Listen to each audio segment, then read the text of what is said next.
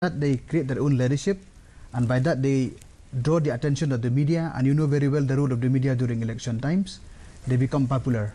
So in that way, they bring issues, they bring agenda, and they create that what is called the political wave, and that will help them to draw dividends in the electoral battles.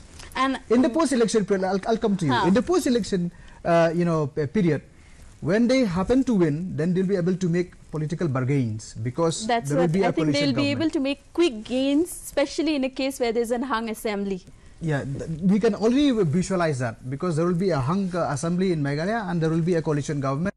Those leaders of those new parties, they will definitely be there. They'll play a key role in it. Definitely. And it will be a quite good source of... So therefore, if I answer your question, I would say, based on past experiences, they have not been able to deliver as per the programs or the objective that they have been there for the elections. Okay, but Sumarvin, I'll come to you. With your experience, how do you see this trend? I mean, you see, for me, competition is always good in any field. And we should welcome these new parties. Okay. After all, this is a, democracy. And the thing for us, for voter, is to look at what are these new policies offering us. What are their programs? What are their policies? You see, we very often hear in this state, leaders across, this is not about the emerging parties, but also the established parties. They talk about, they want to create a change. They want to bring a positive change in the state. They want to bring about development. If often we hear this, we've been hearing this, and we'll be hearing this during the election. But what I fail to see is concrete proposal from their end. This is not this is what is absent in the dialogue that we are having, in the discussion that we are having, among the politicians. Everyone wants to create a change. Everyone wants to, and for me, and I've spoken this very often, to political leaders, I said that it is high time that you bring something concrete to the table. Tell the electorates that if you win, what will you do for the farmers? Because just look at what is happening in the state. You have a state government that has announced a new pay scale. This will create an extra 1,000 crore burden. All right, for the exchequer. So, and this is catering to around 7,000 government employees. But on the other hand, you have about 7 lakhs, household depending upon, constituting the farming communities. There's nothing for them. Every time you talk about these 7 lakh people, they'll say that there's no fund, there's not adequate fund. So it is high time, and I've been telling this to political parties, that why don't you say that concrete, bring to the table, what do you want to do for the different segment of the society? Don't say that I want to do, I want to do good thing for you, because anyone can say that. That's more like an umbrella term. Be specific. Yeah, be specific with your policies. Tell the different constituency that this is what I want to do for you. For different communities, for different segment of the population. For the youth, this is my policy. Because in the end, if you say that when I'm in the government, then only I'll frame the policy. Then anyone can do that. You see. So that is what is absent in the current situation that we're seeing. And for the emerging party, if they want to have a chance, to make any impact, they need to do that. For the established party, people already know them, they know the symbol, they have the workers and all that. But for the new party, and we have a couple of new parties that are there in the state, they need to be more specific with their agendas. They need a roadmap, at least for the next 5 years. Specific program policies which they have to bring to the table.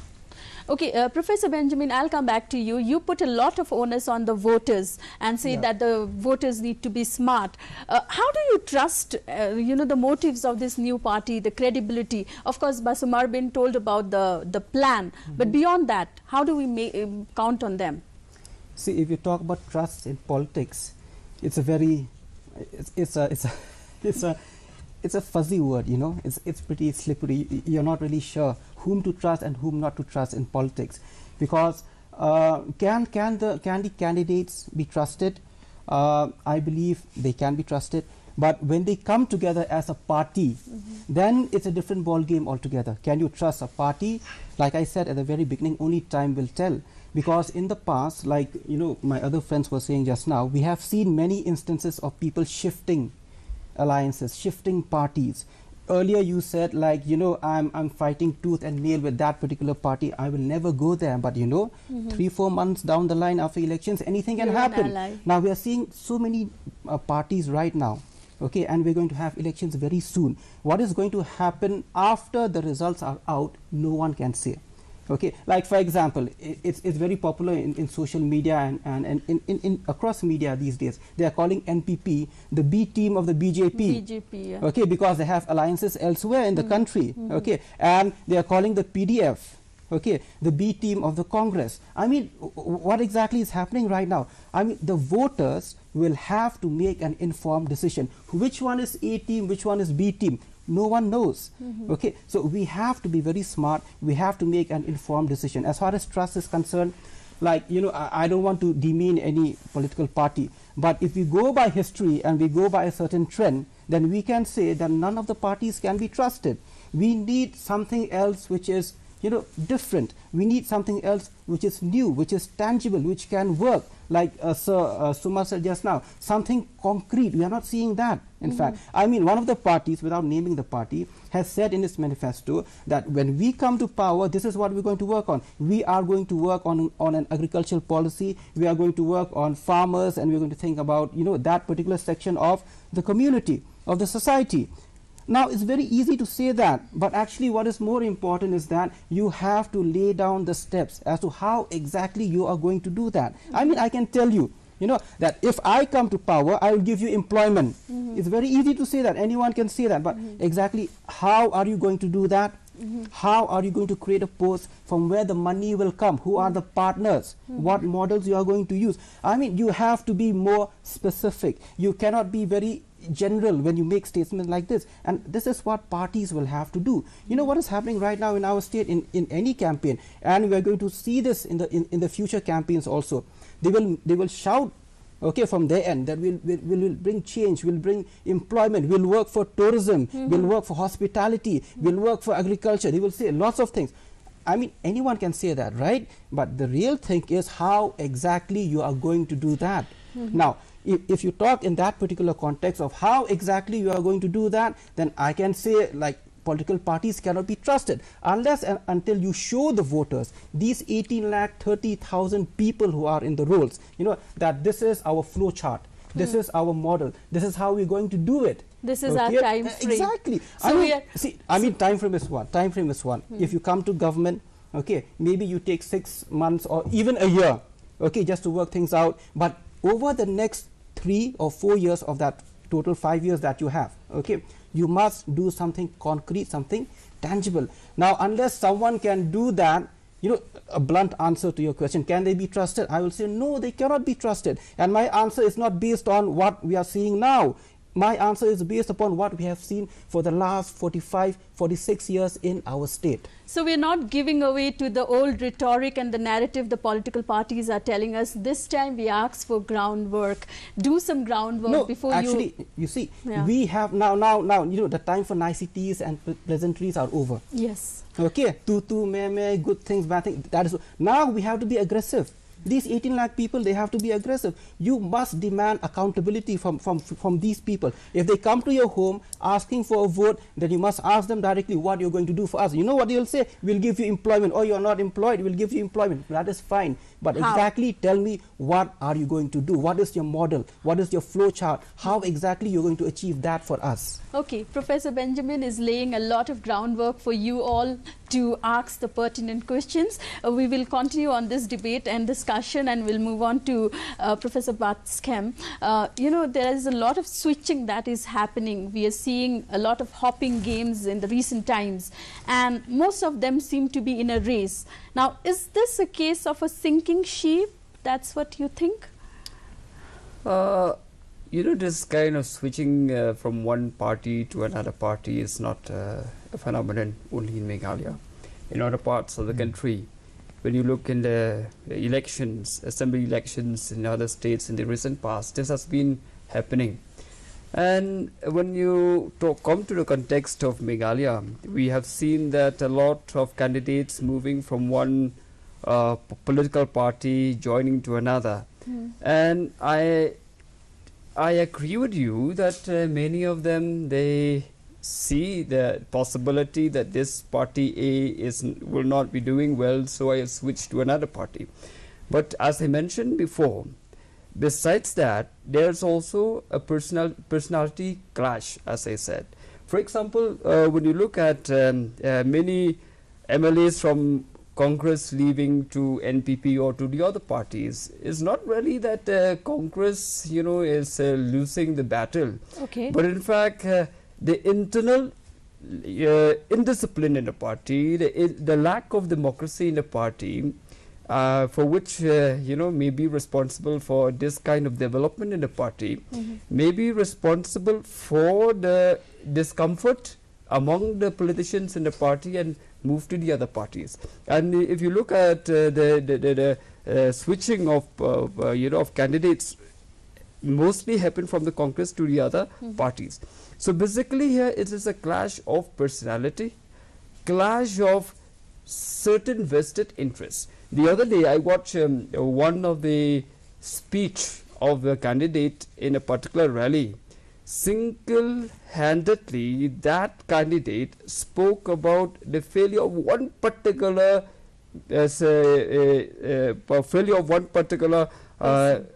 policy, I should say. And in fact, that particular candidate, he is pained by the failure of the present government with regard to that single agenda. And therefore, I don't really see that they are not comfortable with the Congress. Rather, they are not comfortable with the leader. And therefore, to say that the Congress is a sinking ship in Meghalaya, I will not take that. Okay. And in fact, when you look at the history of Meghalaya, they had, in spite of the unpopularity of the, Party A or Party B during the, before election, but during election that would never be reflected in the way the people vote. What the people have, their opinion before election, and what people really vote during election, that is totally different. For example, I'll bring to the case of 1988 election. In 1988 election, you see, in 1987 there was a huge anti-government wave in this, in the Khasi Chand Hills particularly during the, this anti-foreigners movement. But during election, we will find that in that election, Congress emerged as a single largest party. So if we go with the logic that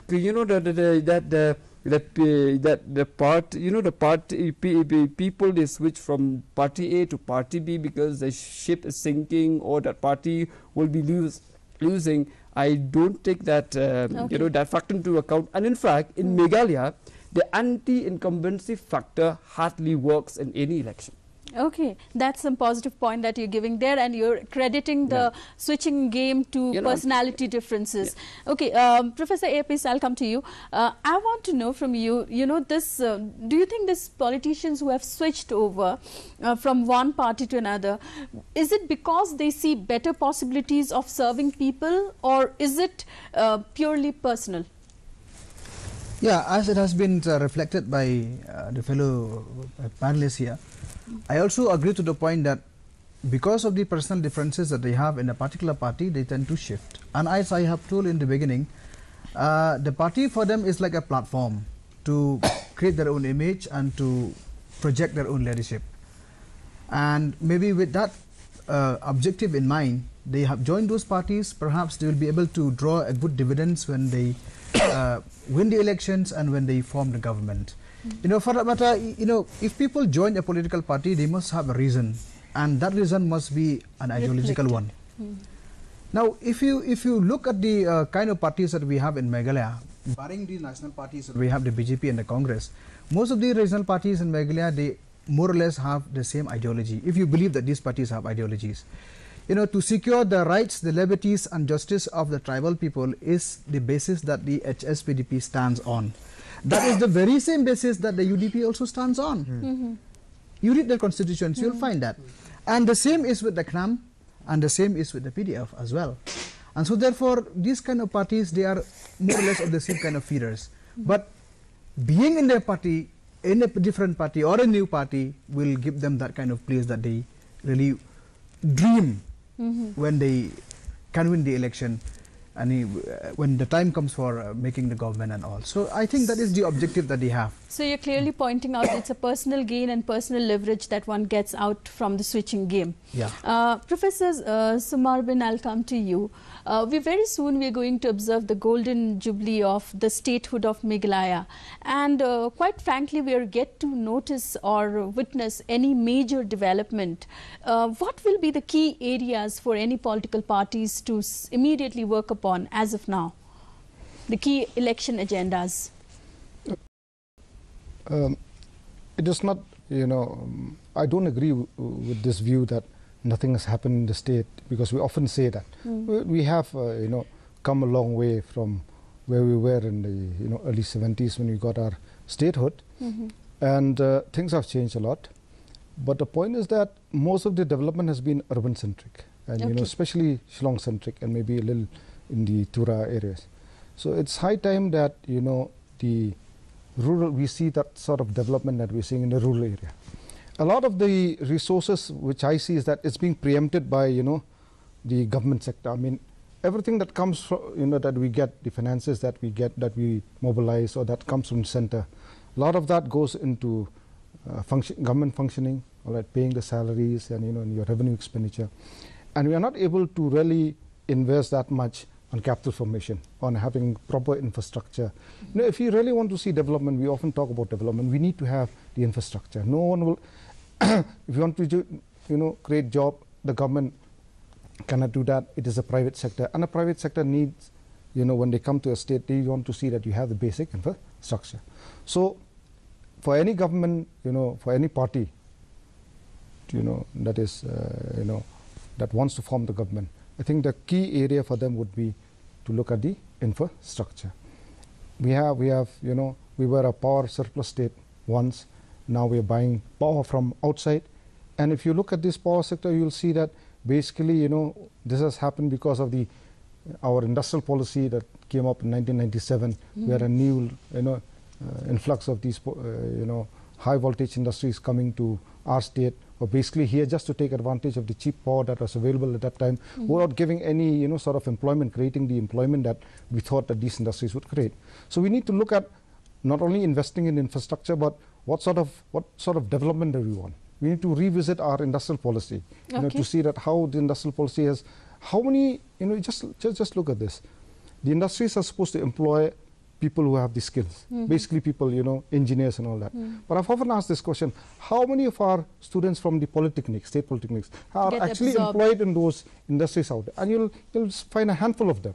So we need to revisit our policies, basically to see an industrial policy, what have we been doing, our power sector. If you look at the power sector, there's a lot of potential. Other than Arunachal Pradesh, we are second with the highest potential, in the northeastern region, hydro potential. But yet to tap that.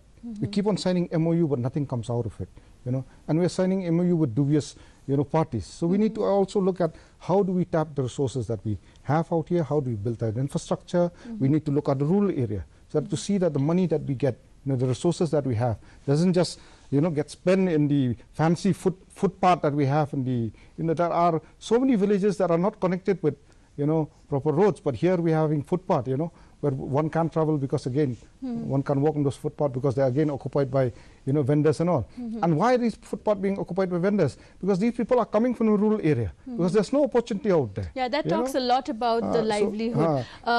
You've raised very pertinent points, the equity distribution of wealth from the urban to the rural centers. Professor Benjamin, I'll come to you. What are the challenges ahead of us? What should be the key agendas for any political parties this election? In one word, security. Because people, they need to feel secure. Right now, the people in general are not feeling secure. You're talking about social security. Yeah, social security. And social security covers many aspects of life. Okay, and it includes economic security as well. But we need to have a sense of security that whichever party comes into governance, or which any coalition or combination comes into governance, they will be able to do something for the people, for the state, and we can be secure in that, be it in terms of employment or education or in terms of, protecting and conserving our environment, or in the context of, talking about how we can position our state in terms of, industries or the service sector, whatever may be the case, people must be having a sense of security that yes, whoever will govern for the next 5 years, okay, they will do something for the state, whereby we can jump to the next stage, we can go on to the next level. And over here, talking about security, the most important segment of people who look for security are the youth. And it's very important to understand one thing. Right now, there are around 13,000 voters in the rolls, okay, and out of that, around 43,000 will be new voters. Okay, there will be new voters. Now, first of all, I would like to, commend the office of the Chief Electoral Officer, Frederick Harkongor, and his entire team for, having more than 50% of the population in the rolls. They have done an excellent task. But what is the real issue right now? It is not about having people in the rolls. It's about ensuring that these people, they come out and vote on that particular day, whichever day that might be, because that is very important right now. We have people in the rolls, but the next task for the civil society is ensuring that these people actually they come out and vote, because every vote counts. Exactly, every vote counts. And I just made a very rough calculation. We have 18,30,000 odd people in the rolls. Now that way it would mean that from the age bracket of 18 to 25 years, whereby we can call them young voters, first time and young voters, from 18 to 25 years, okay, we have around 3.5 lakh voters.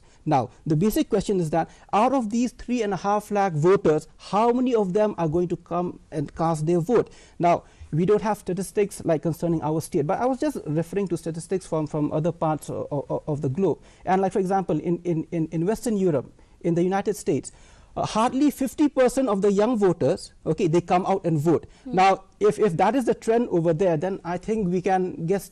We can guess or estimate a similar trend will be over here. We are not too far away from that trend. So exactly, the point is that if you don't come out and vote as a young voter, okay, then the parties will know that the youngsters are not voting, and if they know that you are not voting, okay, they will not make any policies on your behalf. Please understand one point, it's very important, because after every election, every party, they monitor, they evaluate, they control, they have sheets, they have summary sheets, they evaluate everything, and they will notice in no time that not even 50% of the young voters have come out to vote. Now, if that is the case, then they will say, why make policies for them? Leave education as it is, leave employment as it is, leave everything concerning the youth as it is. That is why I'm trying to tell the youth right now, those in the age bracket of 18 to 25 years, come out and cast your vote. Because the most important form of protest that you can make is not by staying at home, but actually by casting your vote. And if you're really aggressive and you really want to say that, I don't trust anyone, then you go for Nota. Go for Nota. An interesting thing about RK Nagar seat recently in Chennai, 5% Nota. 5% Nota. Volume. 5% Nota is a lot. Okay, yes. And I believe if people are really angry right now, if the youth are really angry right now, we might end up with a Nota of 8 to 10%. Now, 8 to 10% of 18,30,000 is a lot of people. You see, so. And that also clearly sends a signal out. This is the next agenda for the voters. They have to come out. You want security, you want employment, you want education, you want policies on your behalf. First of all, you have to come out and vote, because protesting in elections does not mean that you don't go and vote. It means you go and vote. You protest that way. And if you're really angry and really sad, then you go for Nota. Yeah, make your voice heard. 5% in RK Nagar in Chennai, okay, if we have 10% in Meghalaya, just look at the kind of news it's going to spread. Well, that will definitely bring in a lot of headlines, but I don't think that brings a real ground change, because the next highest voter will win the election. But of course, we'll be able to send some kind of signal there. Professor Batskham, I'll come to you. Why politics is such a dreaded word among the youngsters? We don't see much of political deliberations among our young students or young people. Why? You see, I beg to differ from what Benjamin had just stated, that we need participation, and higher participation, the better it is. Mere participation will not be either positive or negative, but the kind of participation that is more important. For example, you know, when you look at the history of the state, and if you look at 2013, 2008 election, Meghalaya, including the other northeastern states, they recorded a very, very high voting percentage that even the best democracies in the world could not achieve. In 2013 election, the least voting percentage was recorded by Laim Kra constituency, and that was 75%. The other constituencies, especially rural constituencies, the voting percentage was as high as 90+%. You see here, we should not be misled by the thinking that high percentage of voting or participation will bring change, but how you participated. Participate in politics not only during election but post-election. That is very important. You see, in the form of civil society, in the form of pressure groups, in the form of, you know, of other kind of political involvement. For example, nowadays we have the right to, you know, to information also. How people, they apply that right in order to make the government accountable. And therefore here, I want to stress that the youths in the state are not apathetic towards politics. That one I can assure you. And in fact, if you communicate or interact with the youth of the state, all of them, or nearly all of them, I would say, are too enthusiastic to vote. But the question is, would they repeat the same pattern that has been there in the state? You see, when you look at the election in the third world countries, not only in our state, in, you know, the rest of India and other third world countries, democracy is not evolved. Democracy was rather imposed by the constitutional makers.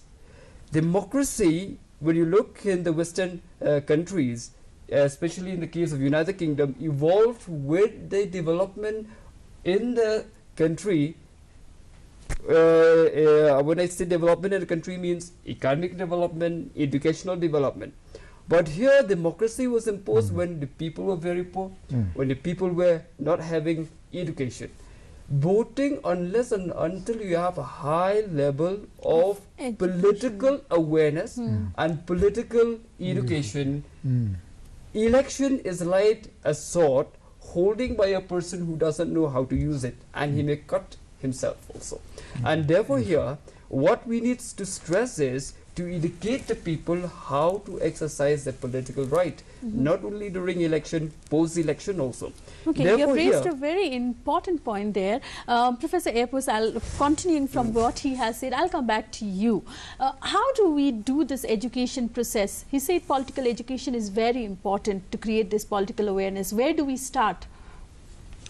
Okay, I also agree that the young people of today, the youth of Meghalaya for that matter, they are the ones who feel the pains and pangs of unemployment to the very veins.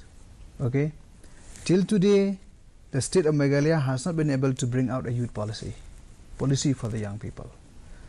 So with that, we are left with no roadmap for the young people.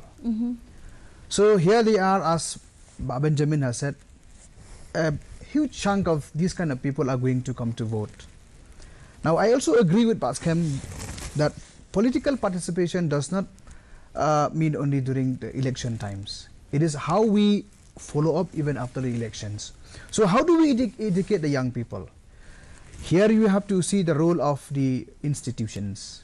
The educational institutions, the civil societies as organizations. I think that also includes our churches and places of worship and our political, religious leaders. These are the organizations that will have to take this agenda very, very seriously, so that our young people are educated, are well informed, because if we don't have a well informed citizenry, you'll not be able to have that healthy participation in a democracy also.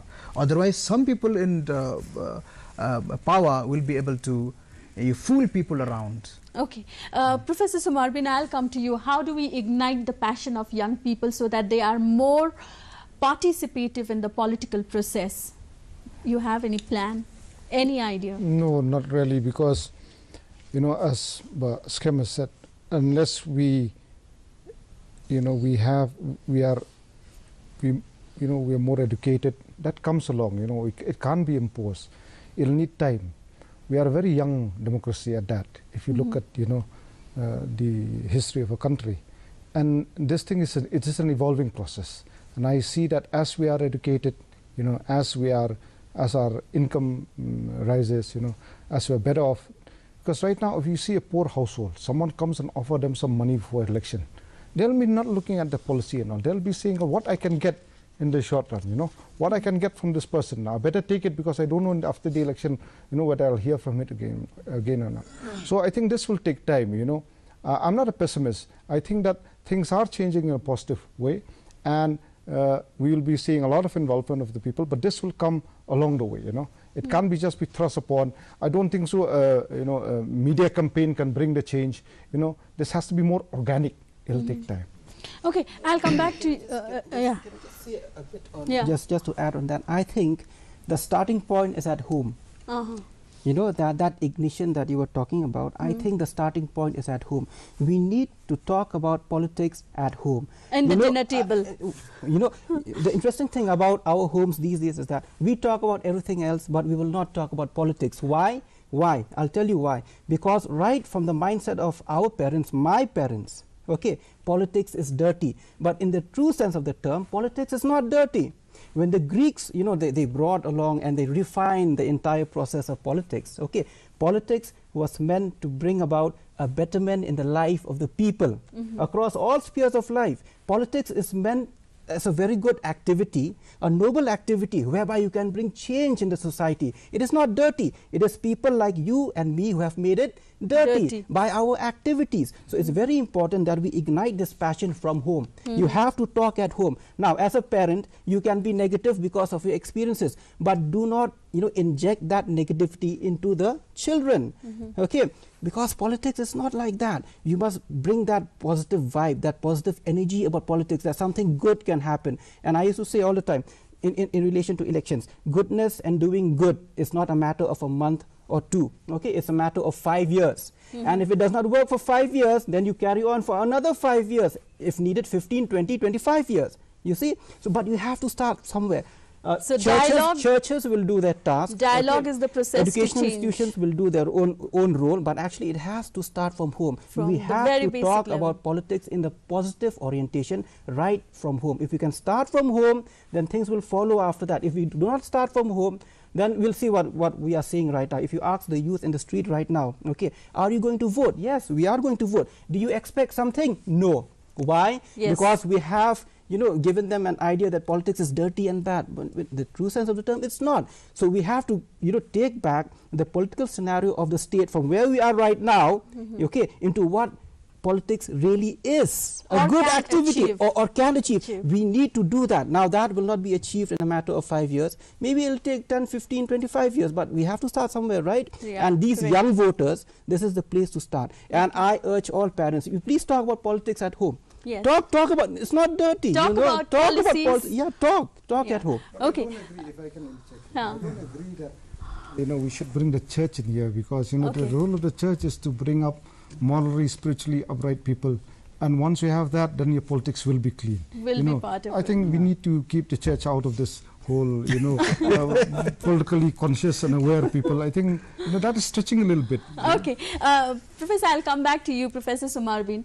Corruption is a big word, and, you know, it's been a key agenda even in this election.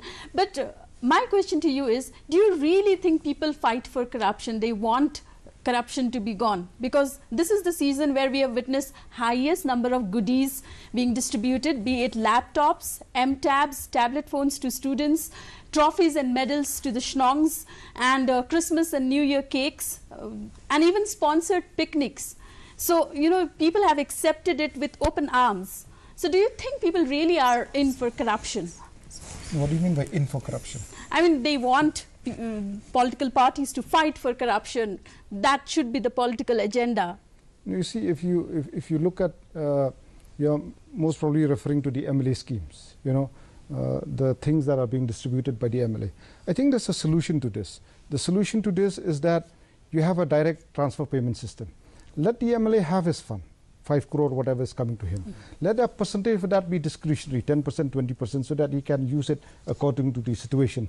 But then for the other 80%, you know, whatever assistance that he wants to give, say he wants to give some, you know, books or some computers to a school, let him give it, but let it be a direct transfer. The money goes directly to the you know, beneficiaries in there. So we need to look at how, you know, corruption will always be there. People will always, you know, will always be there who will want to make quick money. So for that, we need to have check and balances. We need to introduce, you know, legislation so that we can do this. And one of example that I've given you is the route of direct transfer. We can never, you know, it's very idealistic to say that we can, you know, will root out corruption. I think that can't happen. You know? And certainly if it's there in a developed country, you know, what to say of a country like ours. What we need is good check and balances in place, the one that I've just referred to just now. So in this way we can also see, and a lot of things is happening nowadays, even if you look at the central government, state government is also implementing it in the financial rules and regulation. You know, we can have a lot of measures out there to see that these sort of ensure leakages, there is a transparency. The leakages doesn't happen. You know? Okay, Professor Airpiece, I'll come to you. Do you think these economic favors oblige the electorate? Well, as of now, if you look at the electoral trend in the state, you see these kind of incentives, I would use the word, like are being given to the people in the name of schemes, in the names of helps, and perhaps in cash as well as in kind. And this has been there for quite a long time. And people from the, it is easy for us to say, reject those kind of incentives or money or help or something, but you know, people from the receiving end that they are, with the kind of poverty that grips their life, you know, it's difficult to say no. But the question is, who really start this process? Okay, when somebody is corrupting, then who really is responsible for that kind of system? So there are, you know, in the last 45 years of statehood that we have achieved, you know, we have lost, the state has lost itself to the political class, to the bureaucrats, the contractors and the government suppliers. These are the elite of the society. They are the ones who have drawn all the benefits of statehood. Whereas nothing has really helped the vast majority of the people. So they are at the grip of poverty. You go to the interior villages of Meghalaya, you will find the situation. So it is so pathetic for the people. And so therefore, during election times, these very same people who are in power with money, they'll go and beg the people with those kind of incentives. And the people, they are helpless. So therefore, if you really want to fight against this force, then we have to begin this from the top. The bureaucrats, the politicians, the business class, those who are in the fray, they should not start this practice of buying votes. Okay, Professor Bats, do you think can we bring this change? I mean, this corruption. Yes. Okay. This whole idea of economic incentive that comes around just before the polls. You see, when you look at this, you know, incentivization by the candidates to, you know, to the voters to vote, I don't think that it is a problem way back in the 1950s, 60s or 70s. Even in Meghalaya, during the 1970s and 80s, we could hear that the voters rather they contributed to the candidates to contest the election. And the money was not really a factor in those decades. But the question is, why, in spite of the fact that in those years money was not a factor, but we could not produce the you know, the representatives that could really take care in terms of framing policies for the state? Here I want to say that rooting out corruption will not solve the problem. Corruption, I would say, this is part and parcel of human life. As long as human life is there on earth, corruption is there. Okay. So to say that we need to root out corruption, I think is too ideal a situation. For me, I would say that, or rather it's a cover up, you know, for larger agendas for and me issues. For me is, I would still say, you know, walking devil is still better than a sleeping angel. Meghalaya, we don't only have the, we don't have the walking devils also. We have the sleeping angels, many of them. I'm telling you here why. We have so many centrally sponsored schemes. I don't mind even if we take small percentage of that, but at least bring those centrally sponsored schemes to, for the benefits of the people in the state.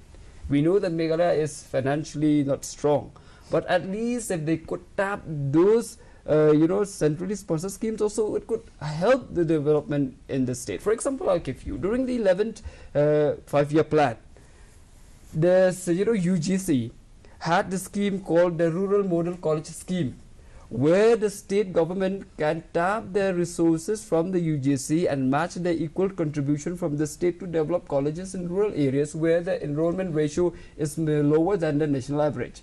But Meghalaya did not even, they did not make use of that scheme available.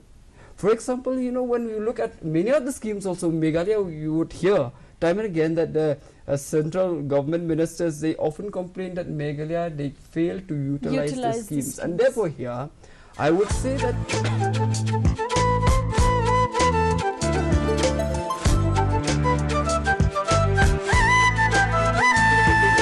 Brahmarpanam Brahmavir Brahmagno Brahmanahutam Brahmaivatana Gantavyam Brahma Karma Samadhina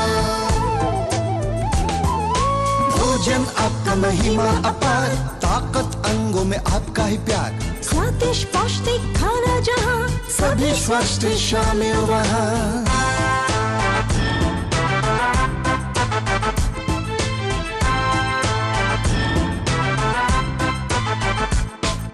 हर जगह भोजन प्रकृति करे प्रदान पठार पहाड़ चाहे हो वो मैदान जाति जनजाति स्थानीय प्रवासी बिना खाना न जिए धरती के निवासी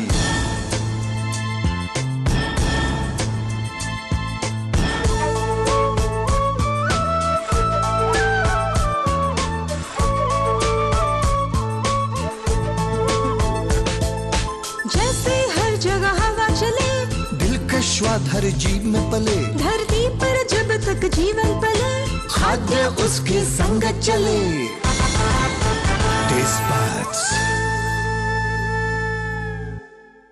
भाग भाग अरे भाग ओहो चप्पल नहीं पहनी पकड़ा गया ना देखा आपने लापरवाही का नतीजा ऐसे ही पोलियो की खुराक न लेने से पोलियो आपके बच्चे को पकड़ सकता है भारत पोलियो मुक्त है पर दुनिया नहीं ये वायरस दोबारा देश के अंदर प्रवेश कर सकता है इसलिए जन्म से लेकर के 5 साल तक हर बार अपने बच्चे को पोलियो की खुराक दिलवाइए राष्ट्रीय पोलियो चक्र 28 जनवरी 2018 2 बूंद हर बार जीत रहे बरकरार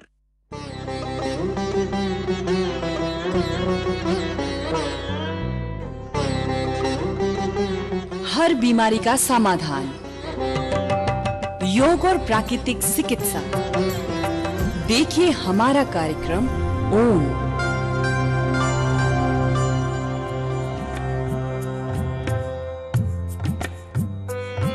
हर सुबह 8 बजे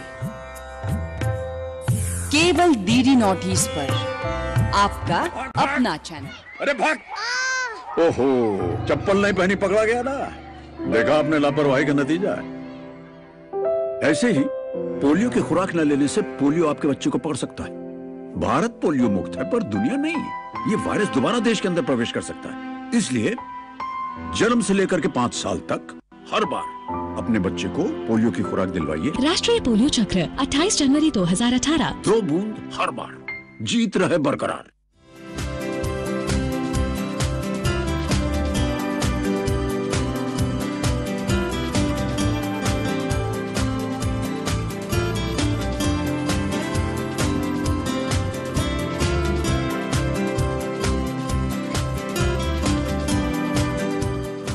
Roshni, celebrating womanhood in every sphere of life. Every 1st, 3rd and 5th Sunday at 7:30 p.m. only on DD Notice.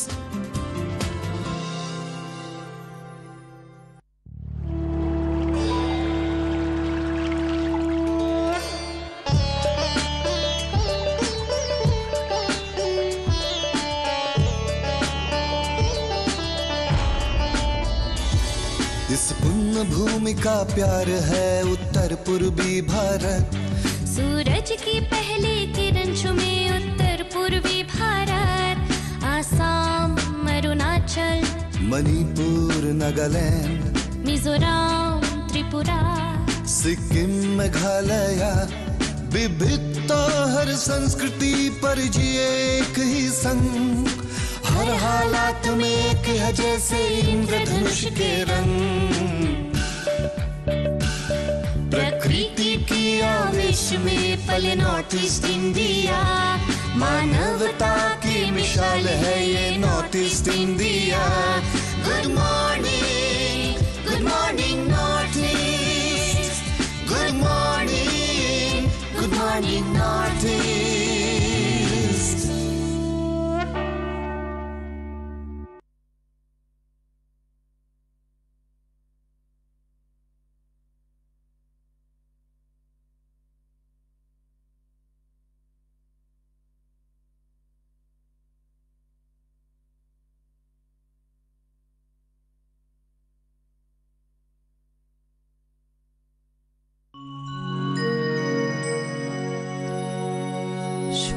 শুনেন ভক্তগণ শুনেন দিয়াম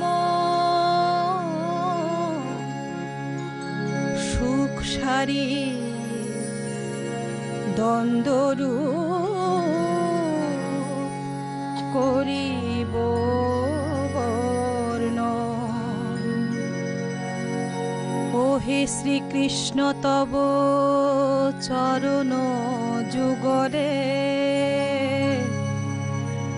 কোটি কোটি শত কোটি প্রণমি সকলে রাই আমাদের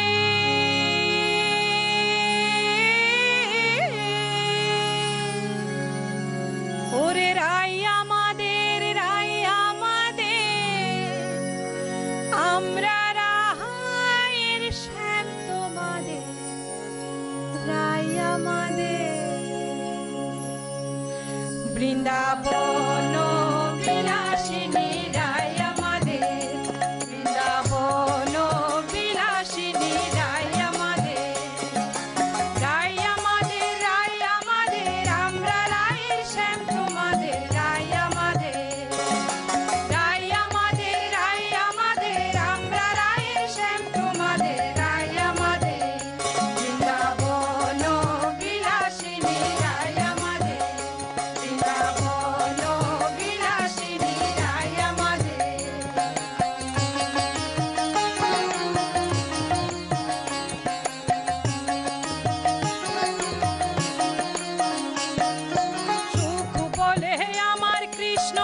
মদন মোহন করে সুখ বলে আমার কৃষ্ণ মদন মোহন শাড়ি বলে আর শাড়ি বলে আমার রাধা বামে যতক্ষণ নইলে শুধুই মদন বৃন্দাবন বিলাসিনী রায় আমাদের বৃন্দাবন বিলাসিনী রায় আমাদের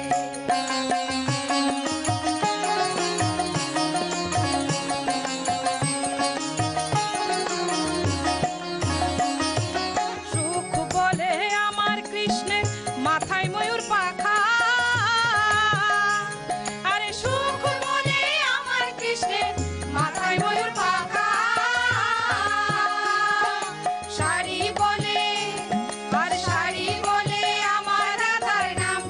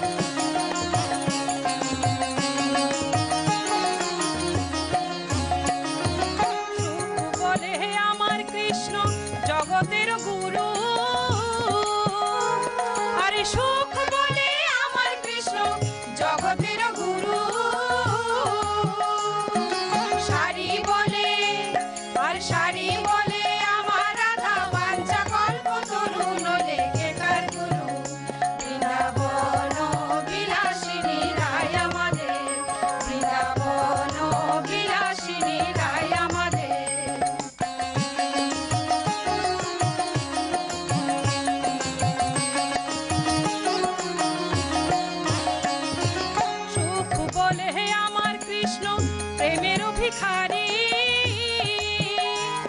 আরে সুখ বলে আমার কৃষ্ণ প্রেমের ভিখারি শাড়ি বলে আর শাড়ি বলে আমার রাধা প্রেমের লহরী প্রেমের দেব কিশোরী বৃন্দাবন বিলাসিনী রায় আমাদের বৃন্দাবন বিলাসিনী রায় আমাদের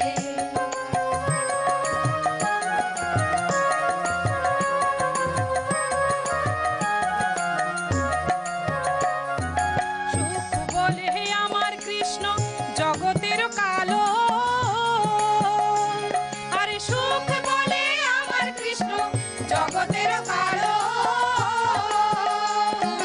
শাড়ি বলে আর শাড়ি বলে আমার আধার রূপে জগৎ আলো নইলে আধার কালো বৃন্দাবন বিলাসিনী রায় আমাদের বৃন্দাবন বিলাসিনী রায় আমাদের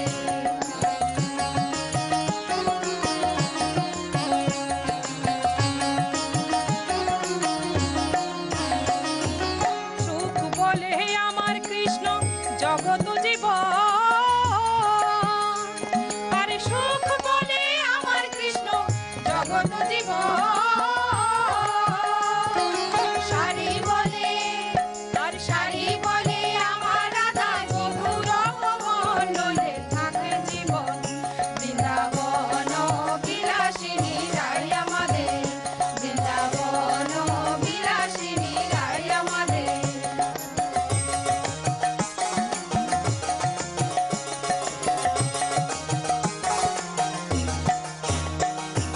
সুখ বলে আমার কৃষ্ণ জগতের প্রাণ আরে সুখ বলে আমার কৃষ্ণ জগতের প্রাণ শাড়ি বলে আর শাড়ি বলে আমার রাধা জীবন করে দান নইলে বাঁচে কি প্রাণ বৃন্দাবন বিলাসিনী রায় আমাদের বৃন্দাবন বিলাসিনী রায় আমাদের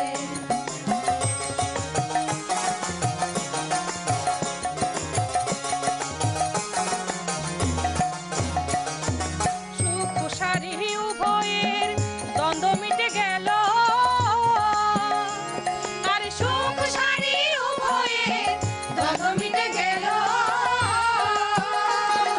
রাধা কৃষ্ণের নামে একবার হরি হরি বলো বৃন্দাবনে চলো বৃন্দাবন বিলাসিনী রায় আমাদের বৃন্দাবন বিলাসিনী রায় আমাদের বলো রাধে রাধে গোবিন্দ জয় জয় রাধে রাধে গোবিন্দ জয় জয় রাধে রাধে গোবিন্দ জয় জয় রাধে রাধে গোবিন্দ জয় হরি বল হরি বল হরি বল হরি বল হরি বল হরি বল হরি বল হরি বল হরি বল হরি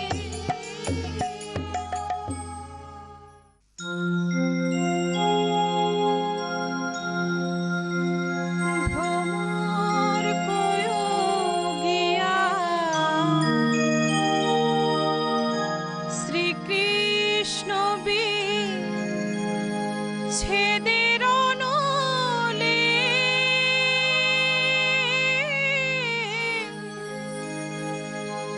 অঙ্গ যায় লিহিয়ারে ভ্রমরে কোয়োগিয়া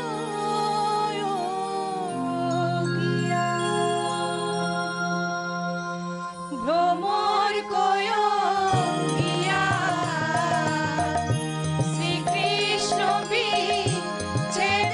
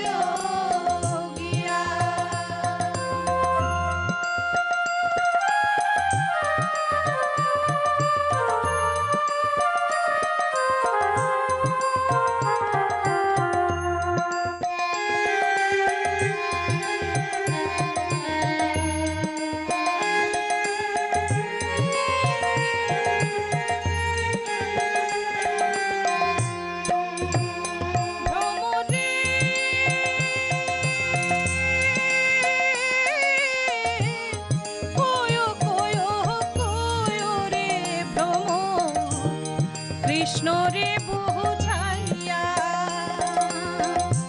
কয় কয় কয় রে ভ্রমর কৃষ্ণ রে বুঝাইয়া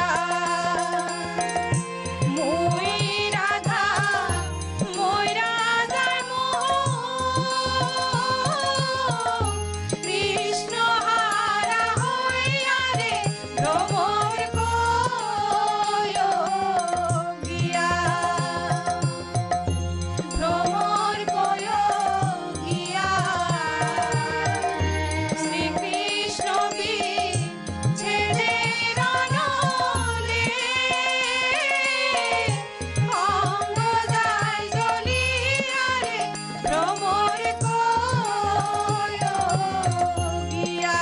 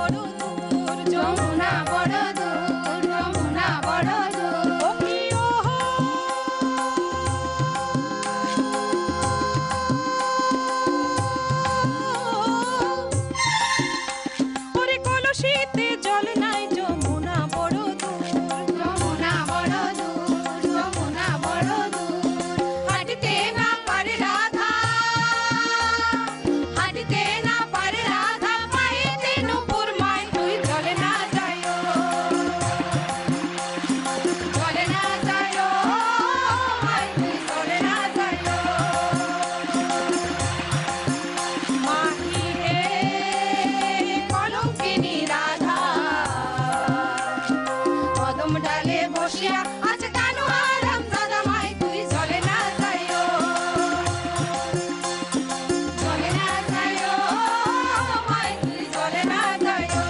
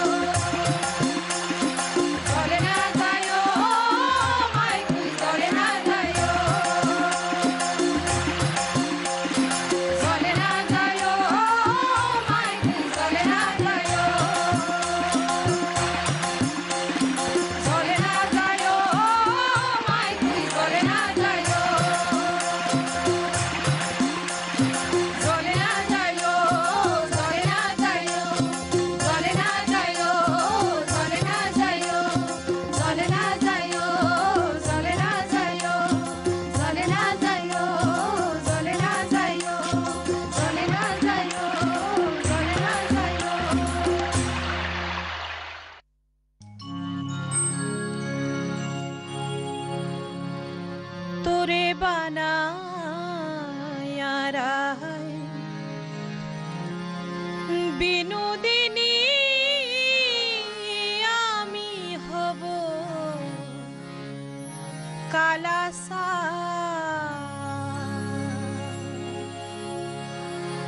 তোরে বানায়া রায় বিনোদিনী আমি হব কালাসা তোরে বানায়া রায় বিনোদিনী আমি হব কালাসা ওরে সে কলঙ্কের জাল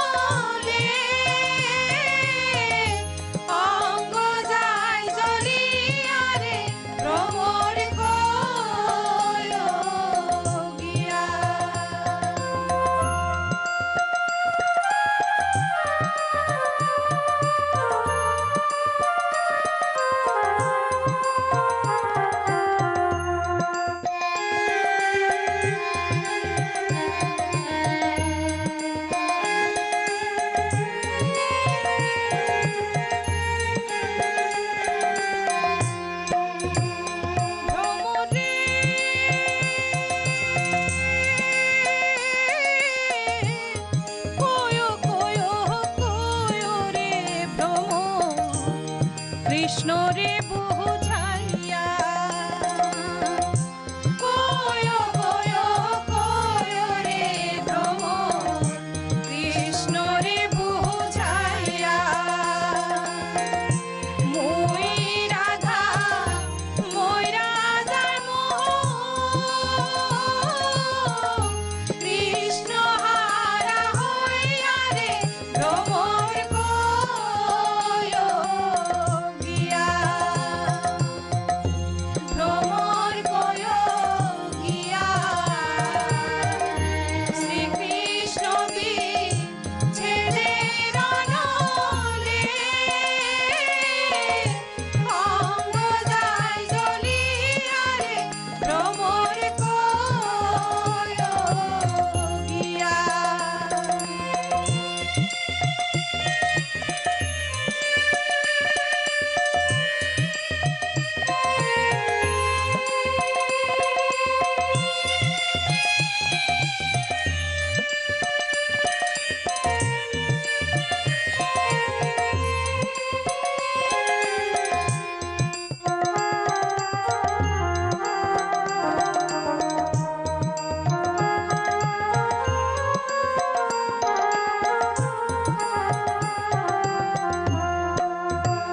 ভ্রমরে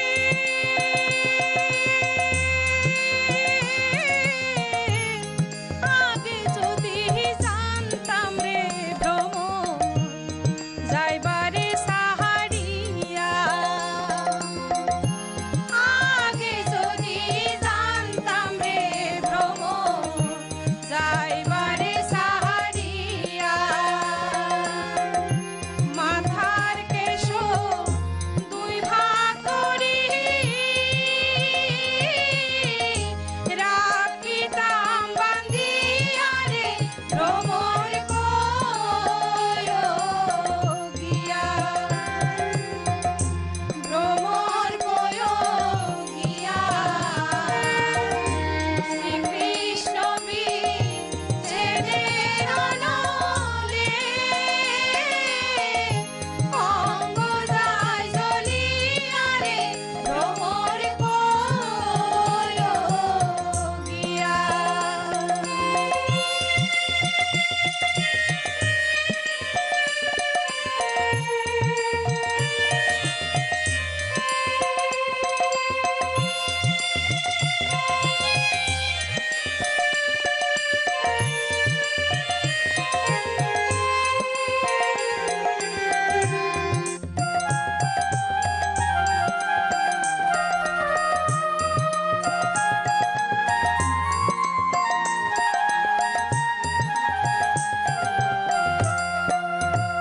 ভ্রমরে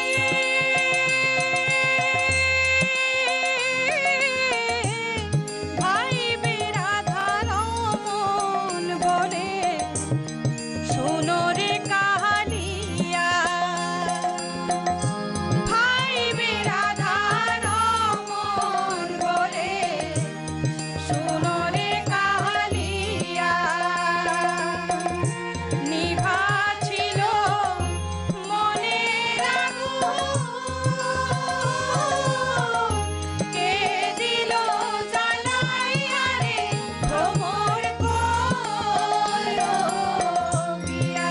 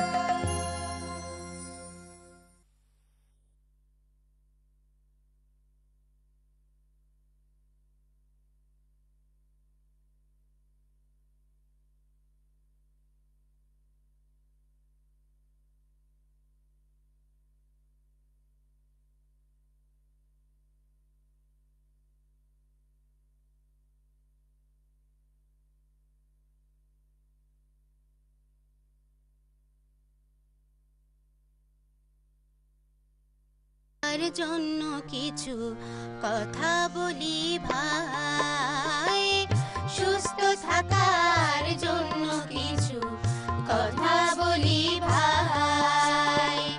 স্বাস্থ্য ভালো রাখতে গেলে, স্বাস্থ্য ভালো রাখতে কিছু নিয়ম মানা চাই, সুস্থ থাকার জন্য কিছু কথা বলি ভাই, সুস্থ থাকার জন্য কিছু কথা বলি ভাই।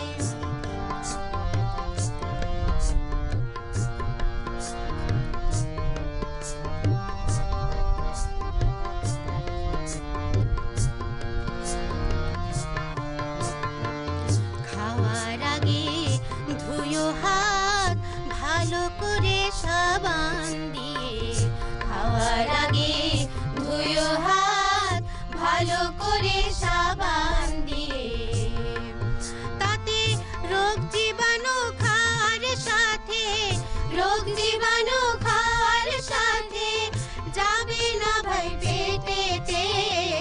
সুস্থ থাকার জন্য কিছু কথা বলি ভাই, সুস্থ থাকার জন্য কিছু কথা বলি ভাই।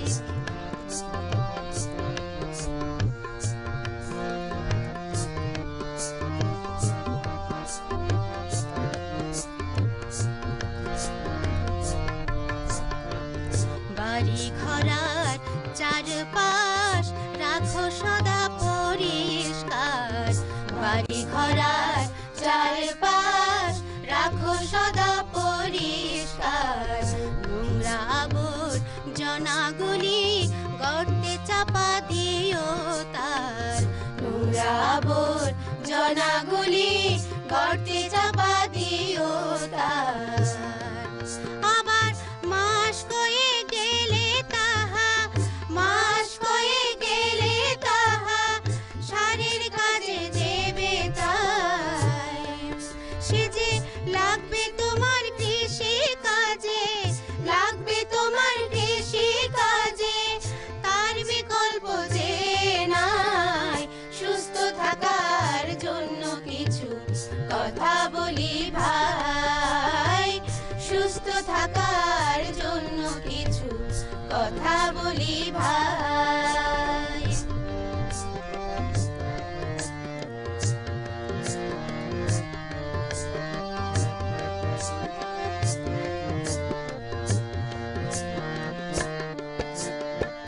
পরিষ্কার আর পরিচ্ছন্ন রাখো সদা নিজেকে, পরিষ্কার আর পরিচ্ছন্ন রাখো সদা নিজেকে। প্রত্যহ করো স্নান সাবান দিও গায়েতে, প্রত্যহ করো স্নান সাবান দিও গায়েতে। নানা রোগের থাকবে না ভয়, নানা রোগের থাকবে না ভয়, স্বচ্ছ ভারত তাতে হয়। সুস্থ থাকার জন্য কিছু কথা বলি ভাই, সুস্থ থাকার জন্য কিছু কথা বলি ভাই।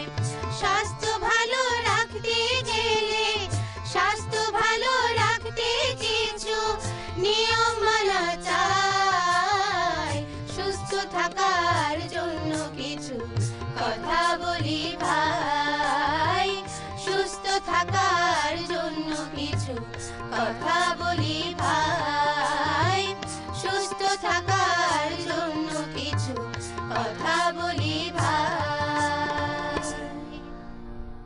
ছোট বড় সকলেরই স্বাস্থ্য যে এক সম্পদ ভাই, ছোট বড় সকলেরই স্বাস্থ্য যে এক সম্পদ ভাই।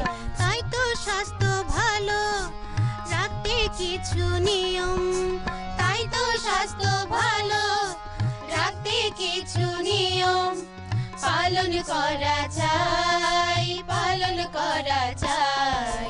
ছোট বড় সকলেরই স্বাস্থ্য যে এক সম্পদ ভাই।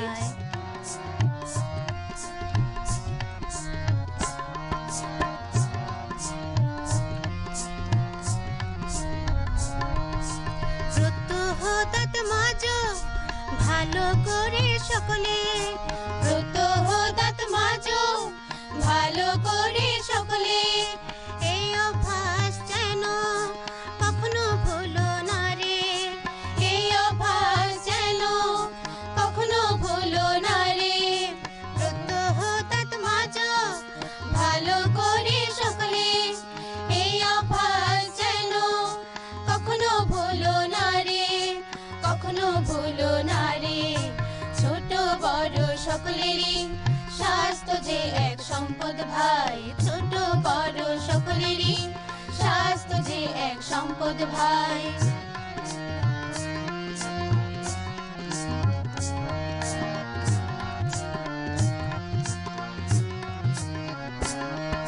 স্নান করো সাবান দিয়ে কাটা চুল বড় হলে স্নান করো সাবান দিয়ে কাটা চুল বড় হলে হাতের নখ হলে বড় কাটতে ভুলো না যে তারে হাতের নখ হলে বড় কাটতে ভুলো না যে তারে কাটতে ভুলো না যে তারে ছোট বড় সকলেরই স্বাস্থ্য যে এক সম্পদ ভাই ছোট বড় সকলেরই স্বাস্থ্য যে এক সম্পদ ভাই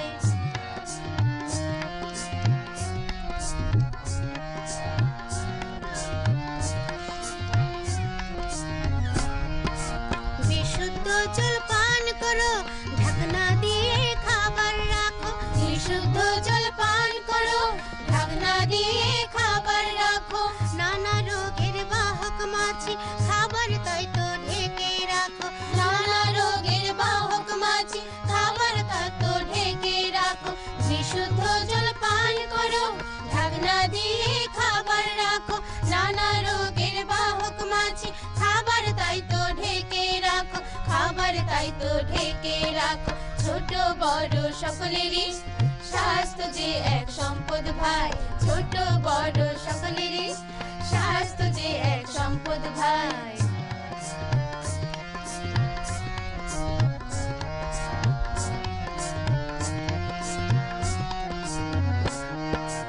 বাড়ি ঘরের নোংরা যত ভালো করে পরিষ্কার করো বাড়ি ঘরের নোংরা যত ভালো করে পরিষ্কার করো আশেপাশের জমানো জল ফেলে দিয়ে পরিচ্ছন্ন করো আশেপাশের জমানো জল ফেলে দিয়ে পরিচ্ছন্ন করো ফেলে দিয়ে পরিচ্ছন্ন করো এই তো স্বচ্ছ অভিযান উন্নত হোক দেশের মান এই তো স্বচ্ছ অভিযান উন্নত হোক দেশের মান উন্নত হোক দেশের মান ছোট বড় সকলেরই স্বাস্থ্য যে এক সম্পদ ভাই ছোট বড় সকলেরই স্বাস্থ্য যে এক সম্পদ ভাই তাই তো স্বাস্থ্য ভালো রাখতে কিছু নিয়ম তাই তো স্বাস্থ্য ভালো রাখতে কিছু নিয়ম পালন করা চাই পালন করা চাই ছোট বড়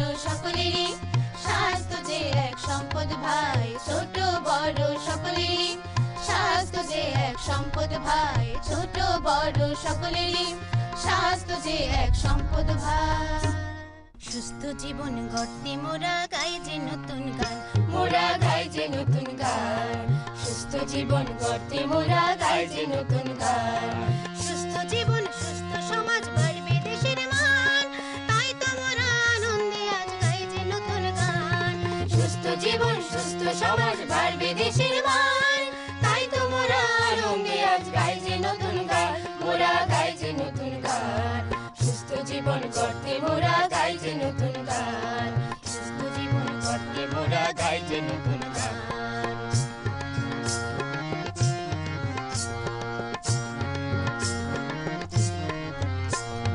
সুস্থ জীবন রাখতে কিছু শৃঙ্খলা প্রয়োজন সুলভ শৌচাগার ঘর করো বিশুদ্ধ জলপান সুস্থ জীবন রাখতে কিছু শৃঙ্খলা প্রয়োজন সুলভ শৌচাগার ঘর করো বিশুদ্ধ জলপান মোরা গাই যে নতুন গান সুস্থ জীবন গড়তে মোরা গাই যে নতুন গান মোরা গাই যে নতুন গান সুস্থ জীবন গড়তে মোরা গাই যে নতুন গান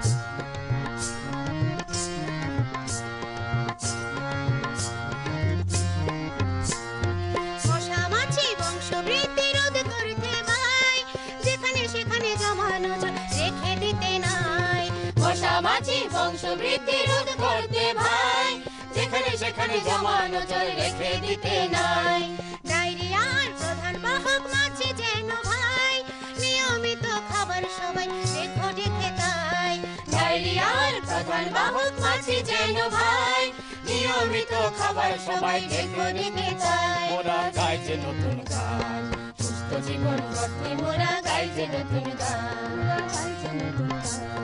সুস্থ জীবন গড়তে মোরা গাই যে নতুন গান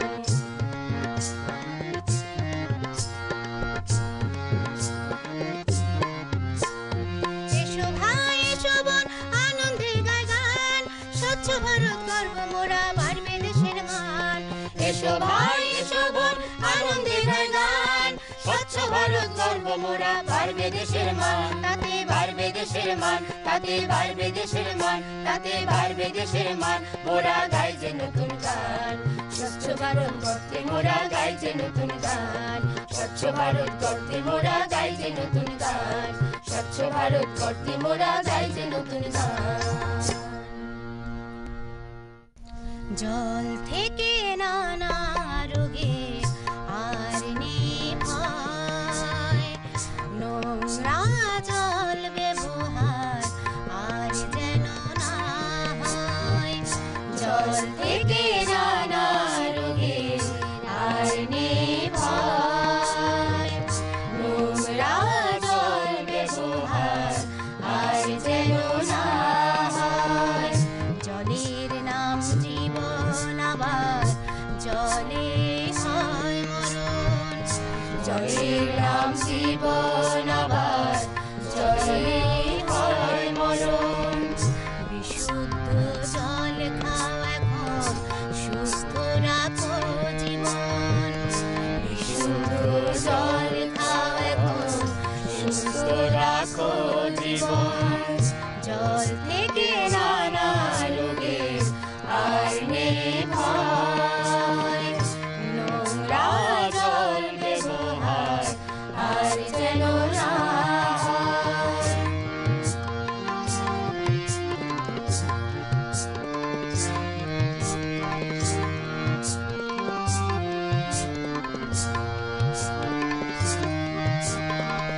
জল যদি করো অপচয় তাতে আছে আবার ভয় পরিশ্রুত জল অভাবে দেখা দেবে বিপর্যয় জল যদি করো অপচয় তাতে আছে আবার ভয় পরিশ্রুত জল অভাবে দেখা দেবে বিপর্যয় জল থেকে নানা রোগে আর নেই ভয় নোংরা জল ব্যবহার আর যেন না হয়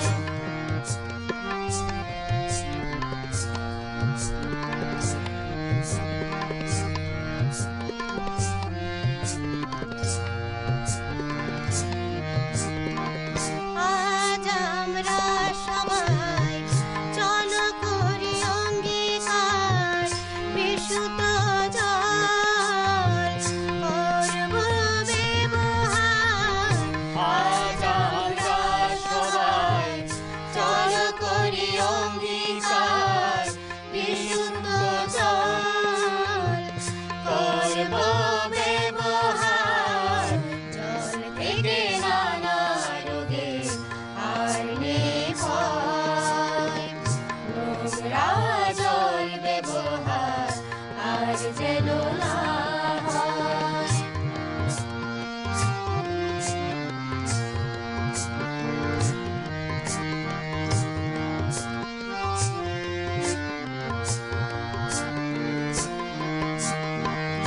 আমাদের কথায় গানে স্বচ্ছ ভারত অভিযানে চলবে পরিষেবা যে ভাই সকল গ্রামে গ্রামে আমাদের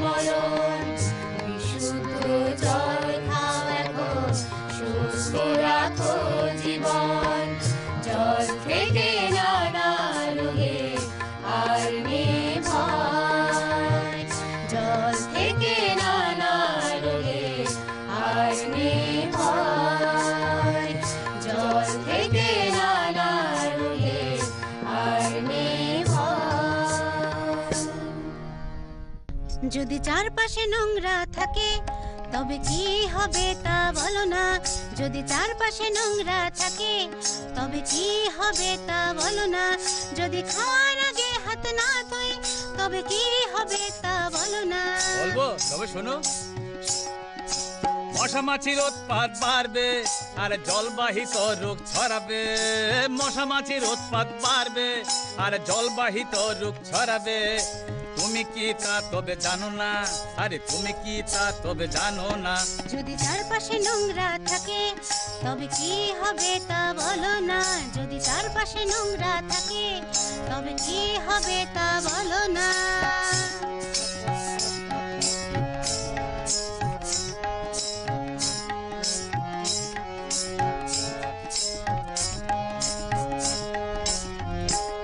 যদি শৌচের পরে সাবান দিয়ে ভালো করে হাত পা না ধুই যদি শৌচের পরে সাবান দিয়ে ভালো করে হাত পা না ধুই এবার বলো কি হবে আবার বলো যদি শৌচের পরে সাবান দিয়ে ভালো করে হাত পা না ধুই যদি শৌচের পরে সাবান দিয়ে ভালো করে হাত পা না ধুই এবার বলো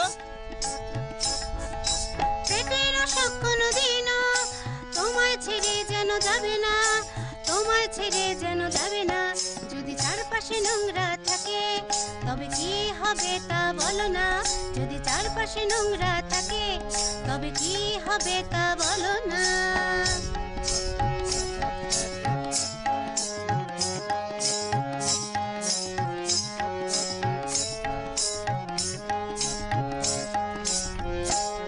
যদি শিশুদের চুল কাটা নখ কাটা আর দাঁত ব্রাশ করানো না শেখায় যদি শিশুদের চুল কাটা নখ কাটা আর দাঁত ব্রাশ করানো না শেখায় তবে কি ক্ষতি তা বলো না বলছি শুনো তাতে সুস্বাস্থ্যের অধিকারী হওয়া সম্ভব কখনো হবে না হওয়া সম্ভব কখনো হবে না হওয়া সম্ভব কখনো হবে না যদি চারপাশে নোংরা থাকে তবে এই হবে তা জেনে নাও যদি চারপাশে নোংরা থাকে তবে স্বচ্ছ ভারত আর হবে না যদি চারপাশে নোংরা থাকে তবে স্বচ্ছ ভারত আর হবে না যদি চারপাশে নোংরা থাকে তবে স্বচ্ছ ভারত আর হবে না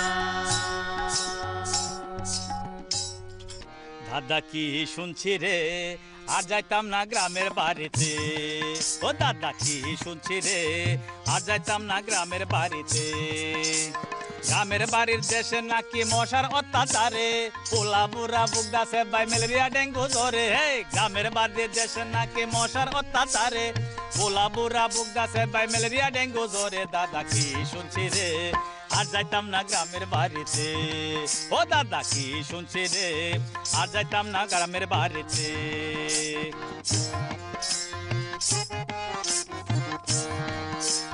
ম্যালেরিয়া হইলে জ্বরে কাইপা কাইপা বারে আরে ম্যালেরিয়া হইলে জ্বর কাইপা কাইপা বারে লেপ কাথায় গলায় না শীত মরণ দশায় পড়ে মানুষ মরণ দশায় পড়ে ম্যালেরিয়া হইলে জ্বর কাইপা কাইপা বারে লেপ কাথায় গলায় না শীত মরণ দশায় পড়ে মানুষ মরণ দশায় পড়ে দাদা কি শুনছি রে আর যাইতাম না গ্রামের বাড়িতে ও দাদা কি শুনছি রে আর যাইতাম না গ্রামের বাড়িতে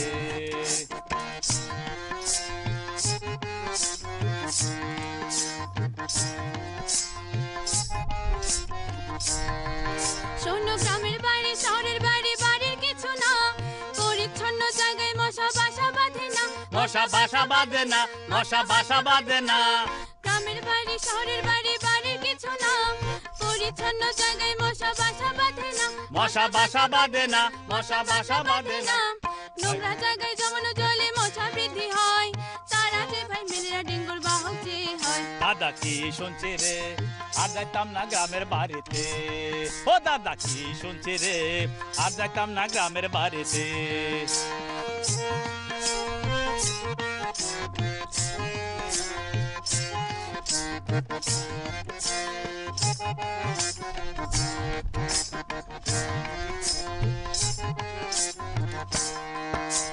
সঠিকভাবে ওষুধ খেলে তবে ভালো হয় না হলে মৃত্যুবরণ করতে যে হয় সঠিকভাবে ওষুধ খেলে তবে ভালো হয় না হলে মৃত্যুবরণ করতে যে হয়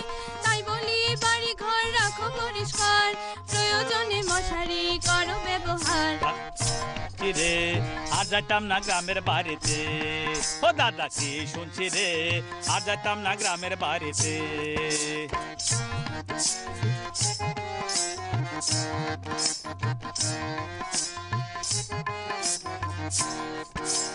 শিশু বৃদ্ধ সকলের জানা থাকা চাই মশা মাছি এসব রোগের কাণ্ডারি যে ভাই হায় রে কাণ্ডারি যে ভাই হায় রে কাণ্ডারি যে ভাই পরিচ্ছন্ন রাখলে বাড়ি ঘর আর হবে না ডেঙ্গু আর ম্যালেরিয়া জ্বর দাদা কি শুনছি রে আর যাইতাম না গ্রামের বাড়িতে ও দাদা এবার বুঝছি রে স্বচ্ছতায় সুস্থতার আসল পরিচয় স্বচ্ছতায় সুস্থতার আসল পরিচয় স্বচ্ছতায় সুস্থতার আসল কারিগর না না না না আর যেও না কাঁচা পায়খানাতে ভাই না না না না আর যেও না কাঁচা পায়খানাতে ভাই না না না না আর যেও না কাঁচা পায়খানাতে গেলে অসুখ তোমায় ছাড়বে না না না না না আর যেও না কাঁচা পায়খানাতে ভাই না না না না আর যেও না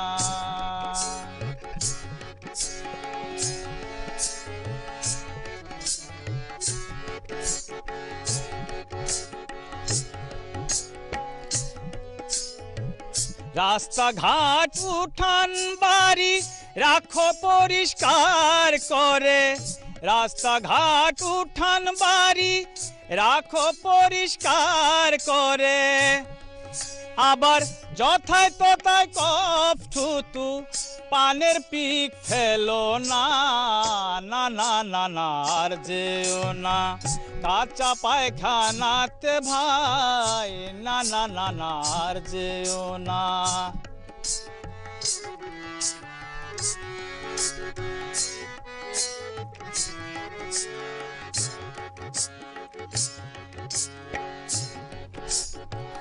স্বচ্ছ অভিযান যে ভাই চলছে এখন সর্বত্রে স্বচ্ছ অভিযান যে ভাই চলছে এখন সর্বত্রে সুস্থ জীবন গড়ার যে এই তো সময় এসেছে সুস্থ জীবন গড়ার যে এই তো সময় এসেছে স্কুল কলেজ অফিস আদালত সর্বস্তরে ভাই স্বচ্ছ অভিযান চলছে নিয়মিত তাই না না না না আর যেও না কাঁচা পায়খানাতে ভাই না না না না আর যেও না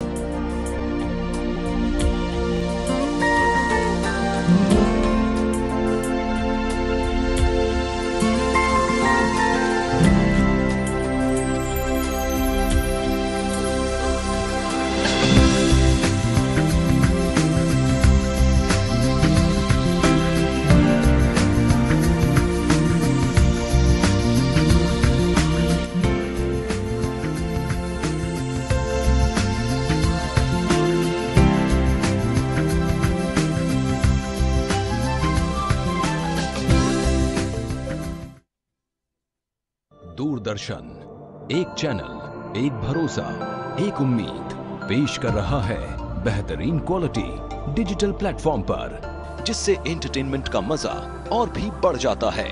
जी हां, अब आप अपने मोबाइल, टैबलेट्स, कंप्यूटर, कार्स और टीवी सेट्स पर दूरदर्शन के चैनल्स का डिजिटल क्वालिटी में लुत्फ उठा सकते हैं DVB T2 स्टैंडर्ड के माध्यम से। डोंगल, टीवी ट्यूनर और राउटर ई मार्केट पर कई प्लेटफॉर्म्स पर आसानी से उपलब्ध है। DVB T2 के जरिए इस समय दूरदर्शन के 5 चैनलों का प्रसारण किया जा रहा है, जिसमें DD national, DD news, DD Bharati, DD sports और DD किसान या क्षेत्रीय चैनल शामिल हैं। देश के 16 शहरों में ये सुविधा दर्शकों तक पहुंच रही है, जिसमें दिल्ली, लखनऊ, जालंधर, मुंबई, अहमदाबाद, भोपाल, रायपुर, इंदौर, औरंगाबाद, कोलकाता, पटना, रांची, गुवाहाटी, कटक, बेंगलुरु और चेन्नई शामिल हैं। अधिक जानकारी के लिए हमारी वेबसाइट पर लॉगिन करें www.ddindia.gov.in। মই আশা বৰদলৈ আপোনালোকলৈ লৈ আহিছো সম্ভাৱনা এক নতুন অসমৰ প্ৰতিটো কোণৰ পৰা আমি বিচাৰি উলিয়াম প্ৰতিভা, যি প্ৰতিভাৰ আছে দেশক উজ্বলাই তোলাৰ সম্ভাৱনা। মই দীপলিনা ডেকা আপোনালোকলৈ লৈ আহিছো সম্ভাৱনা এক নতুন ৰূপত। মই অবিস্মিতা, মই আশা বৰদলৈ, মই দীপলিনা ডেকা, আমি আপোনালোকলৈ লৈ আহিছো সম্ভাৱনা एक नতুন रूपत। अरे सुनिए भाई साहब, जरा गाड़ी चेक कर लीजिए प्लीज, कई हफ्तों से आवाज कर रही है। हाँ अभी देख लेते हैं। मुन्ना मैकेनिक हाथ लगाते ही बता देता है गाड़ी का हाजमा। आप बैठिए। आपकी गाड़ी को टीबी हो गया है, ट्यूबरकुलोसिस। क्या कमाल की बात कर रहे हैं भाई साहब, गाड़ी को भी कभी टीबी हो सकता है क्या? इतना जानते हैं कि गाड़ी को टीबी नहीं होता है, लेकिन ये नहीं जानते कि कोई भी इंसान अगर 2 हफ्ते से ज्यादा खांस रहा है तो ये टीबी के लक्षण हो सकते हैं। इसलिए मैं कह रहा हूँ, याद रखिए, 2 हफ्ते से ज्यादा अगर आपको खांसी हो, बुखार हो, पसीना आ रहा हो, अचानक वजन कम हो जाए तो ये सब के सब टीबी के लक्षण हो सकते हैं।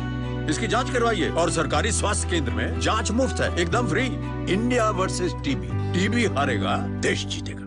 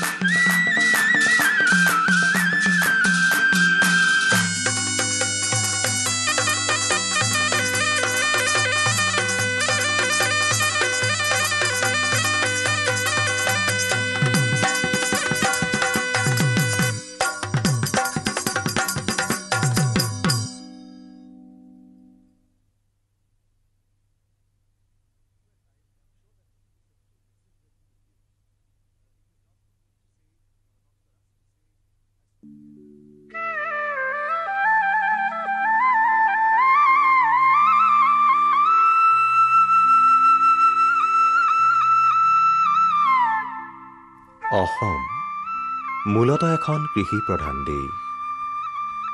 কৃষিজীৱী আদিম অসমীয়া কৃষক সমাজত কৃষিকাৰ্যৰ প্ৰয়োজনতেই যে ঢোল বাদ্য সৃষ্টি হৈছিল তাত সন্দেহ নাই। অসমৰ কৃষকসকল বৰষুণৰ পানীৰ ওপৰত নিৰ্ভৰশীল।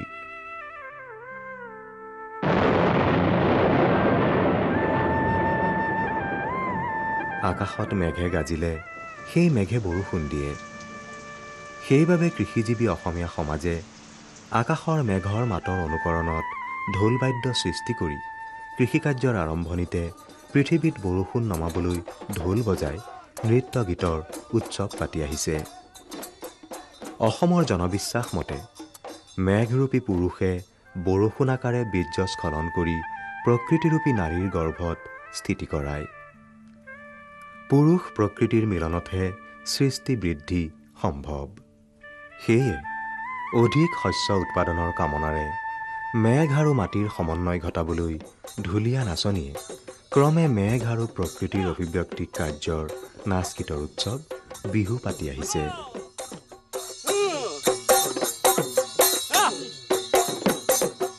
সংগীতৰ সমস্ত বাদ্যযন্ত্ৰক 4 ভাগত ভাগ কৰি ঢোল আৰু ঢোলজাতীয় বাদ্যবোৰক আনৰ্ধ বা অৱনদ্ধ বাদ্যৰ ভিতৰত ধৰা হৈছে।